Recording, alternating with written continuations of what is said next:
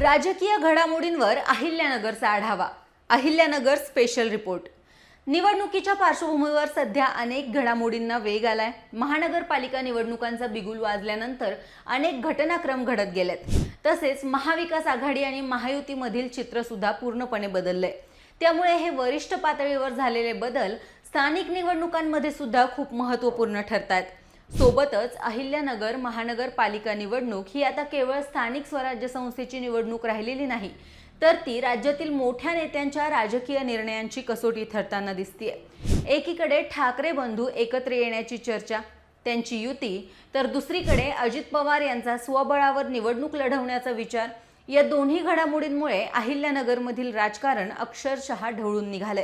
आता बघूयात की नेमकं या घटनांमुळे अहिल्यानगरच्या राजकारणावर नेमका काय आणि कसा परिणाम होऊ शकतो.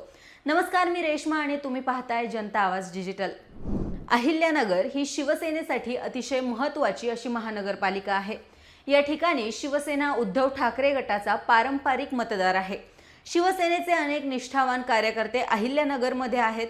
तसेच इथे मनसेचा सुद्धा शहरी तरुण वर्गात ठराविक प्रभाव आहे. तर दुसरीकडे बघायचं झालं तर अजित पवार यांची राष्ट्रवादी आणि भाजपची सुद्धा ताकद या ठिकाणी आहे. मात्र आत्तापर्यंत मतविभागणी हीच निर्णायक ठरत होती. आता मात्र अहिल्यानगरमध्ये खळबळ होण्याची शक्यता दिसून येते. आता ठाकरे बंधू एकत्र आलेत, त्यामुळे अहिल्यानगरच्या राजकारणात सर्वात मोठा बदल इथेच घडू शकतो. आत्तापर्यंत शिवसेना आणि मनसे स्वतंत्र लढल्यामुळे मराठी मतं विभागली जायची आणि त्याचा फायदा भाजप किंवा राष्ट्रवादीला व्हायचा. मात्र आता प्रभागनिहाय लढतींचं गणित पूर्ण बदलू शकतं. काही ठिकाणी थेट भाजपसमोर तगडी लढत उभी राहू शकते. विशेष म्हणजे तरुण मतदार, मध्यमवर्गीय नागरिक आणि असंतुष्ट मतदार हे सगळे घटक या युतीकडे आकर्षित होण्याची शक्यता नाकारता येत नाही.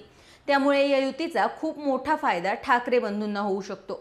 दुसरीकडे बघायचं झालं तर अजित पवार जर या निवडणुकीत स्वबळावर उतरले तर राष्ट्रवादी काँग्रेसची मतं दोन गटात विभागली जाऊ शकतात. मात्र पुण्यात जशी दोन्ही राष्ट्रवादी काँग्रेसची आघाडी झाली, तसेच जर अहिल्यानगरमध्ये झालं तर मात्र अजित पवार गटाला सुद्धा मोठा फायदा होऊ शकतो. भाजपसोबत युती नसेल तर सत्तेचं गणित कोलमडू शकतं. तसेच स्थानिक नगरसेवक आणि इच्छुक उमेदवारांमध्ये सुद्धा संभ्रम वाढू शकतो. भाजप आणि अजित पवार गटाची सुद्धा या ठिकाणी युती नसली तर याचा सर्वात जास्त फायदा विरोधकांना म्हणजेच विशेषतः ठाकरे गटाला होऊ शकतो.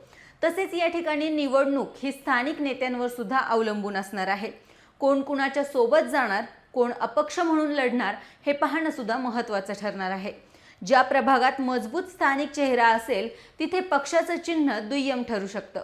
आता अहिल्यानगर महानगरपालिका निवडणुकीत मतदारांसमोर 3 प्रभावी पर्याय ठाकलेले आहेत. ते म्हणजे एकीकडे ठाकरे बंधूंची युती, एकजूट, दुसरीकडे अजित पवारांचा स्वतंत्र प्रयोग आणि तिसरीकडे भाजपचा स्थिर पर्याय. त्यामुळे अहिल्यानगरमध्ये नेमकं कुणाचं वारं वाहणार ते सांगणं जरा कठीणच आहे. तुम्हाला काय वाटतं? अहिल्यानगर महानगरपालिकेची निवडणूक कोणाच्या हातात जाणार? आम्हाला कमेंट करून नक्की सांगा. आणि अशाच विश्लेषणात्मक व्हिडिओजसाठी जनता आवाज डिजिटलला सबस्क्राईब करायला विसरू नका. धन्यवाद.